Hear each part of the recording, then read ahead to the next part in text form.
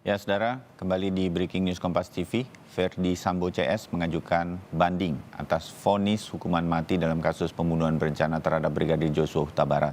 Dan hari ini Pengadilan Tinggi DKI Jakarta direncanakan membacakan putusan atas permohonan banding yang diajukan Verdi Sambo CS tersebut.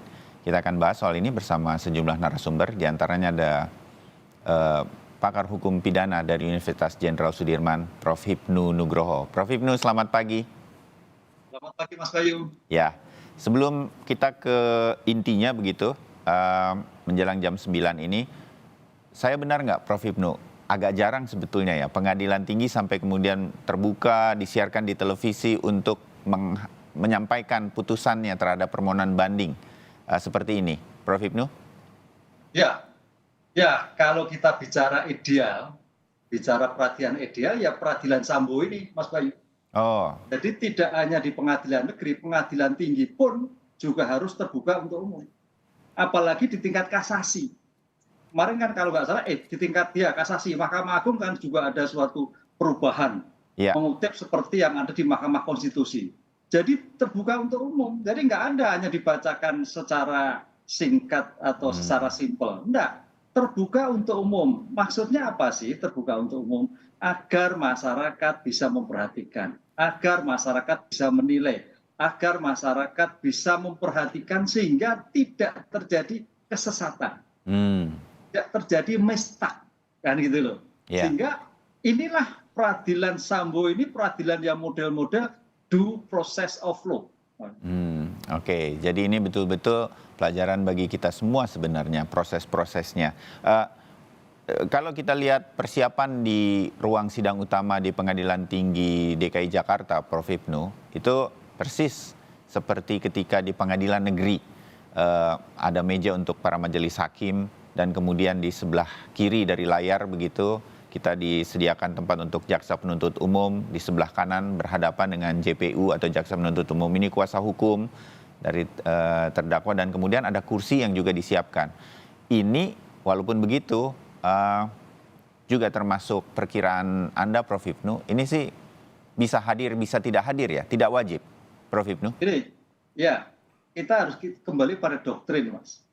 Pengadilan negeri itu adalah pengadilan judek faksi, fakta. Jadi fakta-fakta di persidangan dengan hadirnya penuntut umum, dengan hadirnya penasihat hukum, kemudian terdakwa. Ya. Kemudian pada pengadilan tinggi itu adalah peradilan ulangan.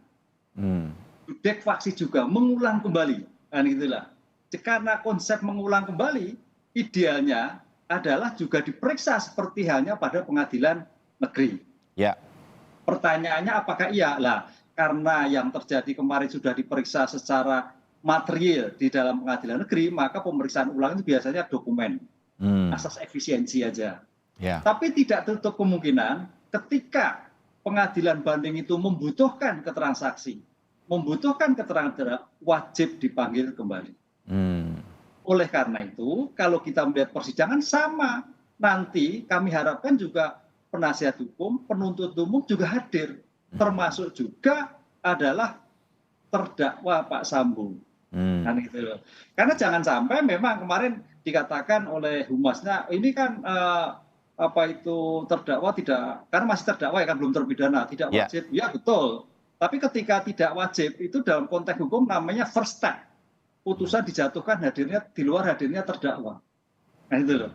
Konsekuensinya, istilahnya gitu. Jadi kalau bisa ya hadir, karena konsep peradilan banding itu adalah peradilan ulangan, peradilan koreksi, peradilan memperbaiki.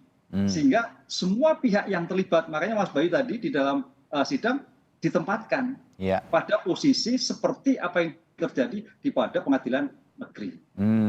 Oke, jadi seharusnya dengan semua persiapan yang sama seperti di pengadilan negeri, ini diharapkan hadir semua pihak yang berperkara di pengadilan negeri pada saat ini atau hari ini.